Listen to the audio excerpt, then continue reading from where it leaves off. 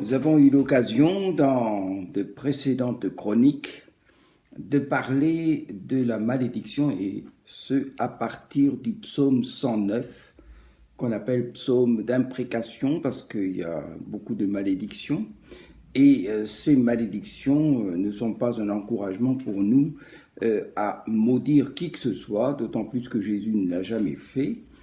Et surtout, ce qu'il a fait, c'est surtout menacer et avertir, mais il n'a pas maudit, à part le figuier. Ce psaume est là pour nous rappeler bien qu'un jour, il est prophétique sur ce plan-là, un jour, la malédiction sera aussi détruite et que nous vivons dans la joie et la paix avec le Seigneur. Alors, aujourd'hui, je me propose de parler de la malédiction. De la malédiction parce que la première chose qu'il y a à dire sur ce point, c'est que Dieu n'a pas créé la malédiction. Et ça, c'est un premier point. Si on lit Genèse 3, versets 14 à 17, eh bien, Dieu ne crée pas la malédiction. Il crée, et quand il crée, il dit tout est bien, tout est parfait, il est content, il est heureux de ce qu'il a créé. Mais par contre, cette malédiction, on va la connaître assez vite. Elle est comme certains disent l'écho inversé de la bénédiction. Il y a une bénédiction et il y a comme son opposé la malédiction. Mais ce n'est pas Dieu qui l'a créé. Et c'est Satan. C'est Satan qui inverse, par exemple, la vérité deviendra mensonge, etc. Et le péché est un mal que la parole de Dieu ne crée pas, bien sûr, et ça, il faut en être convaincu. Mais par contre, le rôle de la parole, c'est de révéler le péché et sa malédiction, sa conséquence. Son malheur et le jugement bien qui est sur et qui sera sur la malédiction. Alors Dieu bénit et Dieu est vivant, Dieu est la source de la vie et le tentateur, bien sûr, le diable, ce qu'il fait va entraîner l'homme dans, je dirais, le péché et de cette façon il s'attaque directement au diable. Alors on va lire un peu dans le livre de la Genèse, le chapitre 3, qui est assez intéressant et pour comprendre ce qu'est la malédiction. Alors je ne vais pas tout lire, je vais lire dans le chapitre 3, il y a ce verset 8 où il est question de ils entendirent le bruit de l'Éternel Dieu passant dans le jardin au vent du jour. C'est le bruit, il y a un bruit qui annonce, bien sûr on peut dire c'est le bruit des pas, mais c'est le bruit de son passage. Dieu, on entend comme quand vous êtes chez vous et vous entendez un bruit, vous dites tiens, il y a quelqu'un qui vient. Bien, c'est un peu cette expression-là. Et ensuite, il y a pas l'interrogatoire, non, mais il y a certains points qui sont à noter. Dieu pose la question à Adam, mais qui t'a dit que tu étais nu? Alors, la réponse d'Adam montre déjà l'impact du mal et montre aussi que le mal est en train de gagner du terrain. Et la preuve, c'est qu'il va parler, non pas de lui, mais il va dire, c'est la femme que tu as mise auprès de moi, qui m'a donné du fruit de l'arbre, et j'en ai mangé. Mais indirectement et même directement, disons-le clairement, il attaque pas seulement pour se disculper sa femme, Ève, mais il attaque aussi Dieu. La femme que tu as mise auprès de moi. La femme que tu as mise auprès de moi. C'est donc, voilà le péché qui commence à faire son travail, son œuvre, et c'est très subtil, mais c'est direct. Et c'est pour ça qu'il faut faire attention, parce que là, il devient un peu le copain, disons celui qui va donner, je dirais pas raison au diable, mais de dire, eh bien, et là on voit que le mal commence à agir dans son esprit. La femme que tu as mise, que toi, Dieu, tu as mise auprès de moi n'était pas aussi bonne que... C'est pas seulement qu'elle ne soit pas aussi bonne, non, non, mais toi, tu n'as pas été aussi bon que ça. Parce que cette femme, tu aurais pu mettre quelqu'un d'autre qui aurait pu être mieux et qui n'aurait pas commis ce péché-là. Vous voyez, c'est comme ça qu'on agit souvent, on accuse Dieu.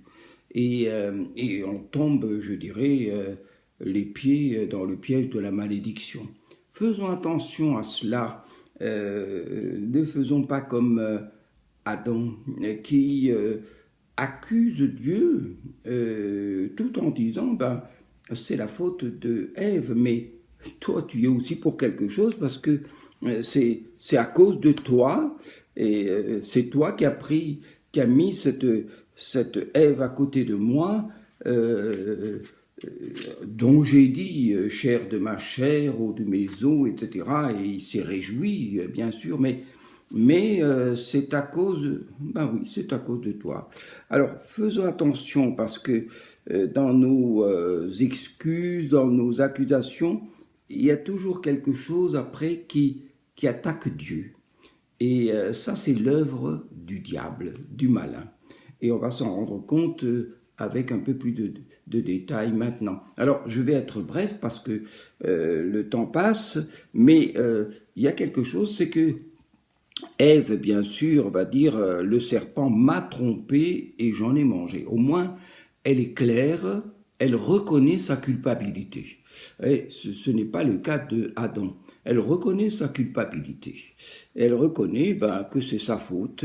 Et elle n'aurait pas dû écouter le serpent.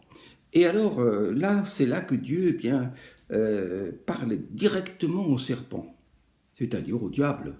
Et au verset 14, il dit « au serpent, parce que tu as fait cela, tu es maudit d'entre toutes les bêtes et d'entre tous les animaux des champs.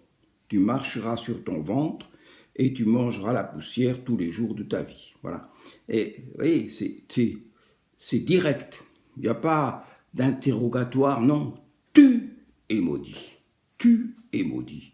Et tu es maudit d'entre toutes les bêtes. C'est pas simplement maudit par elle ou avec elle, non. Toi spécialement, toi uniquement. Et ça, c'est important. C'est de savoir que Dieu n'a pas fait de procès avec Satan. Il a dit « tu es le coupable, tu es le responsable ». Et il y a toujours dans le jugement là, c'est « tu es maudit » et « tu es déjà jugé ». Et Jésus va venir et il va dire que Satan est jugé. Et nous aurons l'occasion d'en reparler. Et puis, je terminerai parce qu'il y a des paroles qui ont été dites, par exemple, pour Satan, là, et puis aussi Adam et Ève, et il dit « Je mettrai inimitié entre toi et la femme, entre ta postérité et sa postérité. Cette postérité te meurtrira à la tête et toi, tu la meurtriras au talon. » Voilà, alors, c'est direct, c'est implacable pour Satan. Je mettrai, c'est Dieu, eh bien, qui prend les choses en main et qui dit, eh bien, moi, je ne vais pas maudire, et il ne maudit pas d'ailleurs. Il n'y a pas de malédiction sur Adam et Ève. Non, non, non, non, non. C'est faux ça. Il faut le rejeter. Il ne maudit pas Adam et Ève, mais il dit « je mettrai inimitié ». C'est-à-dire qu'il y aura une postérité qui m'accueillera, qui me respectera, qui m'honorera, qui m'adorera. Et cette postérité-là, eh bien, elle est ma joie. Et cette postérité va s'opposer à la postérité du diable, à ceux que le diable va tromper et il va les détourner. Alors il y a quelque chose qui se passe, c'est qu'il dit cette parole prophétique, cette postérité te meurtrira à la tête et toi tu la meurtriras au talon. Et là il montre comment le diable agit. Il agit jamais de face, jamais, jamais. C'est toujours par derrière, c'est toujours par en bas, c'est par les pieds, l'endroit, je dirais, sensible, mais aussi faible.